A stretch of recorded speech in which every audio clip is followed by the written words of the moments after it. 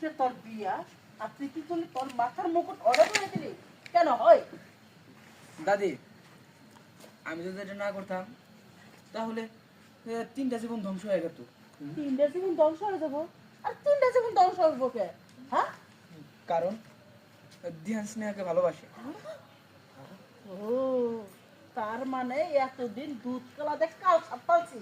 হ্যাঁ, না না দাদি, তুমি যেটা ভাবতাছো ওইটা না, স্নেহাও ধ্যানকে ভালোবাসে।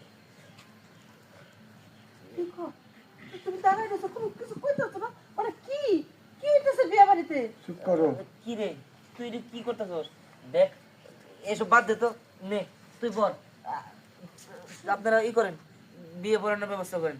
ধ্যান, অনেক হয়েছে, এখন আর এসব করিস না। শোন, আমি জানি যে তুই আমাদের ঋণ শোধনের জন্য এসব করতেছস। ভালোবাসার কাছে কোনো ঋণ হয় না। দেখ, আমার যখন বাবা মা মারা গেছে, তো দাদা দাদি আমার মানুষ করছে, আমি তাদের সাথে বেমানি করতে পারবো না। এই, এনে বেমানি কি হলো? হ্যাঁ, তুই স্নেহারে ভালোবাসো, স্নেহা তোর ভালোবাসে, এই জায়গায় তুই বেমানি কিছু নাই। আর আমি চাই না সে আমার বন্ধুর জীবন নষ্ট হোক। ধ্যান, নে। আমার দাদু ভাই কাট কাট সামনে এই নে, রাখবো। তুই এটা খুলে ফেলা। ওই ওই নীল পাখির কথা তো ওটাই তো বলতেছি। হয়তো। হ্যাঁ ও